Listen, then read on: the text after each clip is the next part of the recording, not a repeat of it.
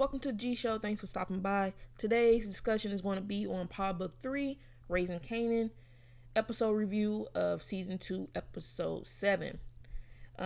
This episode after the 2-week break that they took. And so now we are back. And where do we start? So, let's start here. This family has a problem with communicating with each other, which ends up resulting in them doing all these little side and back deals that seems to always come back and backfire. And being that we have 3 episodes left, that's what I see is going to happen. I already see disaster occurring. But let's go ahead. We're going to go through about each of, I got about 5, 6 characters. We're just going to touch on, go through them step by step. So just to touch on Juke's her scenes that she had in this episode. So from the past couple episodes, ever since she met her mom, Kenya, you can really see that Juke is really trying hard to please her mom. By going to the church, to dressing up the clothes, changing on the dress that we saw in the previous episodes. And now in this episode, you see her going to the Bible study, the specific Bible study that is, talking about heterosexuality. And, we know what Juke is. And I believe her mom knows what Juke is. And I feel like she knows and she's trying to mold her in this box. And Juke is falling for it at the moment. But I think some people probably think that Juke mom doesn't know that she's gay. But I think her mom does know. And just it's like, forcing the issue, forcing her into what she wants her to be. And I think she knows Juke is going to go along with it because she hasn't been in Juke's life. And, Juke wants a relationship with her. So she knows Juke is going to do what she thinks her mom is going to like and make her happy so she can have that relationship. So the mom is, taking full advantage of it, of course. And we should see how that ends. I don't see it ending too well. Later in the episode, Marvin comes by and it's just him and Juke in the house, and he makes his comments about Kenya, whatever. And I do see that probably is how the relationship with her and Juke is going to end. Eventually, Juke can only fake the funk for so long. And so we will see how it goes. I see something happening for sure. Juke also went on a little date in this episode. She finally gave her number to that boy that's been, giving her the eye or whatever. And I will say, I'm not sure if she's faking it, if she's possibly feeling the little boy at the end with the little kiss and all that things. To me, her face had a look of being conflicted. Like, she looks conflicted in her emotions, her thoughts, as far as what she's doing. And I don't 100% believe it. I think maybe she's thinking, maybe I should go this route and that'll make an easier life for me. But she don't really believe it's not really what she really wants. And to me, that's why it seems like the look was a conflicted look. So we should see how this plays along. The little scene with her and Nicole's dad, that was cool, whatever. But yeah, I'm more so interested in how this relationship with her mom's going to end. I don't think it's going to end well. I feel like her and the mom's going to get into about something. And hopefully that'll push her back into, not necessarily push her back, but help her communicate back with her dad. And they can mend that relationship. So I'm curious to see how that's going to end. All right, moving on. Police Lady. I forget Police Lady's name because Police Lady gets on my nerve. As most of the other viewers, she gets on our nerve. All the police in I never watched the original Power. I just watch all the spinoffs. And the little police people would just be so annoying. And it don't stop with her. So clearly they're trying to keep her around. We're going to have to deal with her. They're not trying to get rid of her anytime soon, it feels like. But I personally feel like, or I personally hope that, the writers have got rid of her by the end of the season. We shall see. So at this point, she's doing too much. Especially when she stopped Symphony with her little fake traffic stop. It's too much. She's going too deep. But her girlfriend told her right. No one likes internal affairs. Police is not going to like you looking up on their dirt because they all do dirt. So who wants somebody looking up on somebody else's dirt? So this is not going to end well for her. I don't know what her end goal here is trying to accomplish. Like, the policeman, Detective Howard got shot. So even though she is putting two to two together, like, what is your end goal with it? Because if you come to the department like, oh, yeah, Detective Howard is, help aiding a drug kingpin, like,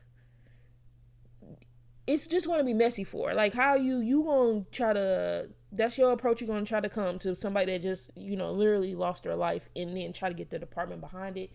It's just going to be so messy. I don't see her end gun, and it's just going to be messy. So, I don't know. I guess we'll see, what's going to happen. Later in the episode, we see Detective Howard going to Nicole's father's house. Now, from what I remember, he didn't have anything to do with that case. Only she did. So, and from the previews, like he was mentioning that she's been linking to his cases to somebody else at the department or whatever. So, I'm thinking maybe he's going to try to get her on corruption or something of that nature and try to get her out that way, get her on leave or something. I don't know. We shall see. But I just don't see the game that she's doing. Her end game I don't think she has it all the way thought out. Because, if her end game is just to confront Detective Howard, and that don't mean he gonna stop doing what he gonna do. But if her end game is to try to, like, get him fired for the department and all that, I don't see that ending well, only because he just got shot and, the whole department was behind that. You know how they are when one of them gets shot. So I just don't see her playing ending well. So hopefully, for the viewer's sake, she can be gone by the end of this season. All right, moving on to Kanan, which, usually we see Kanan doing something stupid every episode because, he's just stupid. And that doesn't stop here.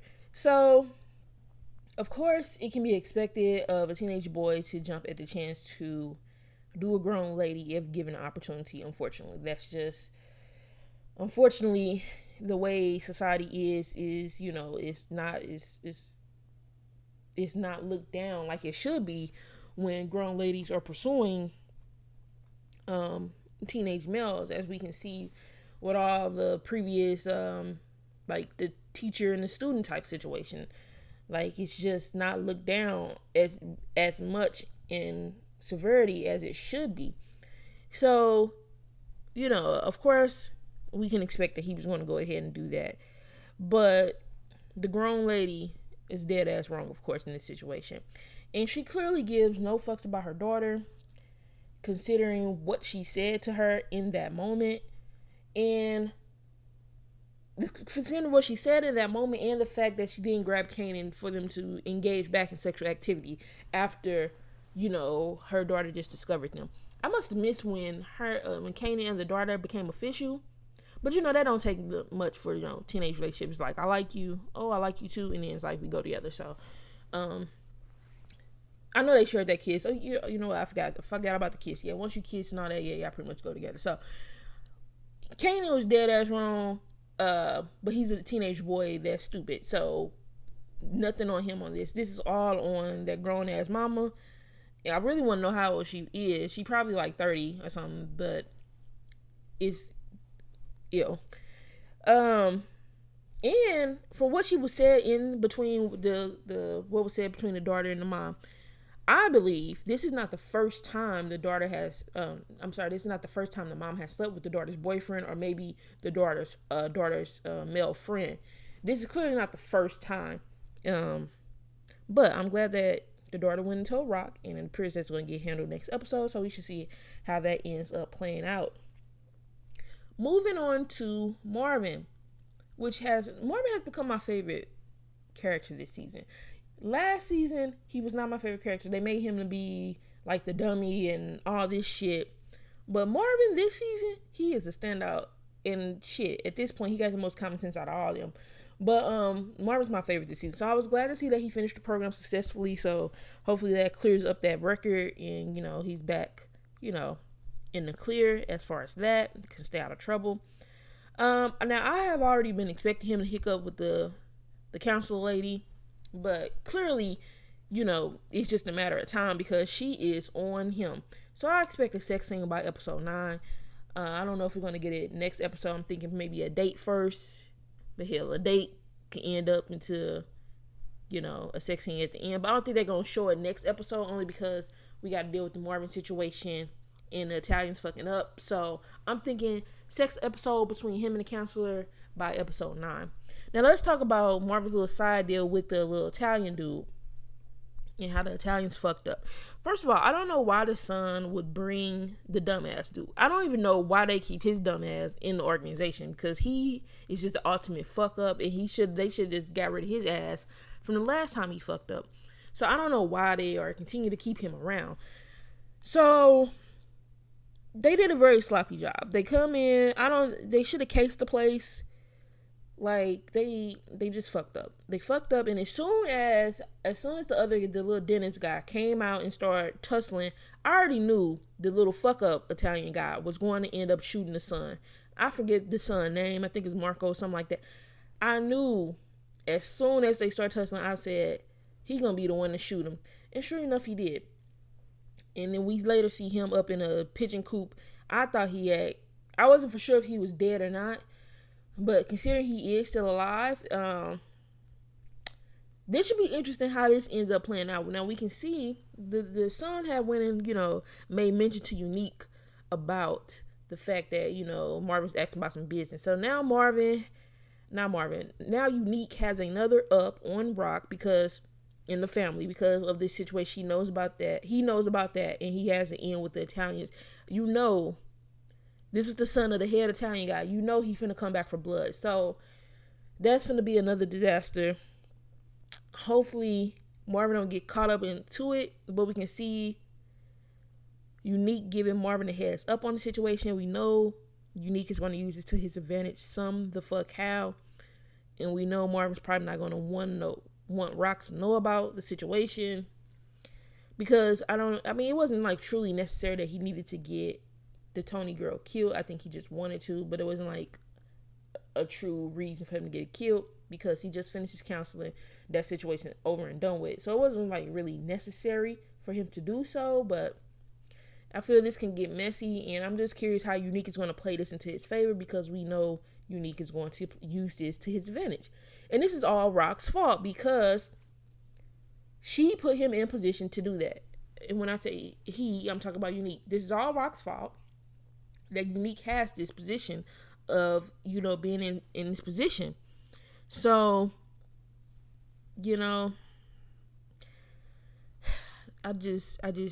I want things to go well for Marvin, but this is going to be a messy situation.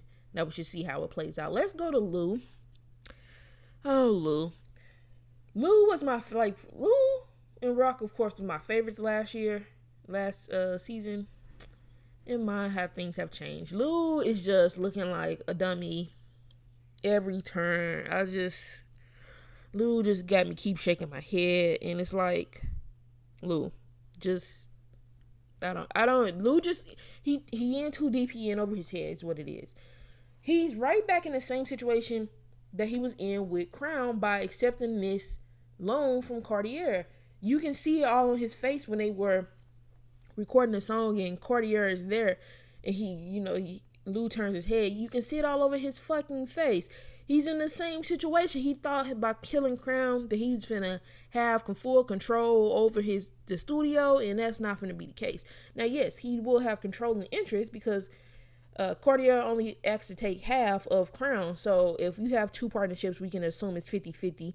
Unless I missed something in the beginning. So let's just assume it's 50-50. So half of Crown will be 25. So Cartier has 25%. So, of course, Lou still has majority%. But when you got an owner, you got a silent part that's 25%. And you in a loan for him. Like, come on. Who really, you going to have to run everything across Cartier. And that's the same situation he was in with Crown. So he's just not thinking. The problem is he jumped into the music game too fucking soon. And I know it's too soon because he ain't got no more money. Like he's strapped for money. We see him going to fuck up, basically stealing money behind Rock's back because he's taking money without letting him finish the count and everything. Previous episode, he already asked Rock for some money. Now he's going to go take some money from the drug house, and he had to get a fucking loan for Cartier. So I'm a shit at this point. I don't think I missed a number. I'm trying to figure out, did I miss a number of how much the Jamaican said that Crown owed, because this is some serious debt that you got to go. That's 2 spots, and you still, like you took all that money from the drug house, and you still got to go to Cartier and do this deal to get some more money. Like, damn, like shit, he might just need to go back to hustling full time, because your money ain't looking right to try to, and I don't think old girl finna pop off no time soon to be like, cover that type of money. So he just jumped in way too soon. He should have stacked some more bread, got some more knowledge. He clearly chose the wrong partner. Then he ended up killing him without making sure all his loose ends to the studio was tied up, because Crown has the damn studio up as a collateral. And so now he's on the hook for all Crown's debt, all because he did an emotional kill, all because he let Rock get in his head, get him angry, get him upset, because Rock talks down to them. Now he's all in his head, and he did that emotional kill. And look at his situation. He just keeps trying to prove something to himself, and it keeps just blowing up in his face. Lou is insecure, unfortunately. And you can see it. You can see it in all his actions, because, shit, you can just see it. Just look at him. He just get run the fuck over. And now it's clear, after seeing this episode and just everything leading up, it's clear why Marvin is needed in the family. Like I said, last season, they had Marvin as the dumbass and all this shit, and like he don't think, but Marvin is the muscle, because Lou be getting walked over sometimes. Lou be getting walked over sometimes. And at this point, Marvin shit got the most common sense out of all of them, because Rocky's out here doing crazy ass shit, Lou out here doing crazy ass shit, Kanan out here doing dumb ass shit. At this point, Marvin, been thinking, the only one that's been thinking this damn episode. And he was known for doing dumb ass shit last season, but he the only one that got some damn common sense, it seemed like. So Marvin is very much needed in the family. If they get rid of Marvin, then shit going down, because Lou not gonna ride for Rock like that. He already halfway the fuck out. So they need Marvin. Now let's finally talk about Rock. To wrap this up, Rock is once again moving on impulse, and I felt like Rock has been, since the beginning of the season, with her whole everything that she's done, hiring Unique's old running dude, dealing with Unique again, not killing them, moving to Jersey like she did. Everything is just impulse. She just keeps doing impulse things and not thinking things all the way through. Just like how Kanan does things. Kanan oftentimes does impulse things. He doesn't think things all the way through. And now it's like Rock is doing that. And now we see her doing another impulse thing by trying to backdoor Cartier and get his man to do business with her. After all the info Cartier has been sharing with her, she gonna try to just backdoor him. Messy. This is messy. And now we saw that the guy she's trying to do the business with, he got a spy on her. Just messy. The whole situation is messy. I don't know if he's going to necessarily tell Cartier, but I can definitely see him trying to use that to his advantage and play Rock in some type of form or fashion to get a better deal or something. It's something gonna happen. But basically, in my opinion, none of her plans are going to turn out well. I just see the finale being a big, huge mess, because everything's just going to blow up all in their faces because of all this impulse decision making. I just see a disaster occurring. No matter what. No matter what, I just see a disaster occurring. Like when they killed Scrap, and then she finds out from Detective Howard all along that he was not the snitch, which we already knew. Just impulse decisions like that.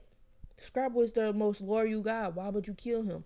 Rock did another impulse decision. Once you see your 2 other partners, I know they're her brothers, but she needs to look at them like partners, but she doesn't. So she just does what the hell she wants to do, and they just do whatever the hell she wants them to do. But she should have listened to them. It should have been a vote, a 3-way vote. It should be 3-way votes in their little family thing, but it's not, unfortunately. It's just whatever the hell Rock does wants. Rock gonna do whatever the hell she wants to do. And so, they killed their most loyal guy. You saw as soon as Detective Howard told her that he was not the snitch, you see it all over her face. Like, she knew she made a huge fucking mistake. Which it was. She shouldn't have did that at all. And then to see at the end that the fact that she actually thought about killing Symphony after Detective Howard put that little nugget in her head, like, it's crazy. Because you already see, Detective Howard just told you he was wrong about Scrap. Now, you let him put that little nugget in your head and you was seriously about to kill Symphony. I'm glad she changed her mind, because it didn't make no sense for her to go ahead and shoot this boy. He ain't been nothing but solid for you. He came through in a clutch when you needed him to drive Kanan up to wherever the hell he went to. And the man just told you he finna go all the way to North Carolina somewhere. Far away. You're not gonna have to worry about this shit. And you was gonna actually kill him. Like, Rock is a savage. And, sometimes her savagery gets in the way of things. Because that was not necessary. My thing is, Rock keeps trying to do, like, all these different deals and all this different stuff. And her team is not even solid. She doesn't even have a solid team. She got Rock Boy running some shit when, not Rock Boy. She had Unique Boy running some shit when Unique Boy was never, I can't remember his name. It's something with an R. Rome, something like that. He was never fucking solid from the get-go. I don't know why but she knows how she said she doesn't trust him, but I don't know why you even bring him in the flow. Like, the brothers are not solid. Marvin is solid. I believe Marvin is only solid. She can't depend on Lou. Lou not solid like that. Lou is not solid like that. We saw that back when Unique had mentioned about when they had that meeting and how Unique, mentioned about him missing a kill old boy. Like, we know that Lou's head is not in the game because he doesn't want to be there. He's not solid at all. And Kanan's just too young and too fucking retarded. And she knows Kanan's keeping secrets from her too. Because he never did tell her that he's talking to Detective Howard and all the other type of shit. So, really the only solid person she has is Marvin. Their team is not solid enough. Like, one of her other drug guys a couple days ago, she moving, when she moved Unique's boy into the lead for it and, pissed off one of her other long time soldiers. Like, she fucks up her own team. And so she keeps trying to do all these new deals and all this expansion, but you don't have solid teams. You don't have a solid team. Marvin's your only solid person, and that's not enough. And then you don't let him, then the other thing is you don't listen to him and let him make any decision. You just keep doing what you want to do.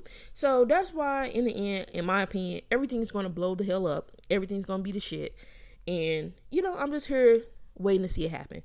So let me know your thoughts on this episode. Let me know any predictions you see happening. The only prediction I see happening is the shit. So make sure you subscribe if you haven't already. Till next time, later.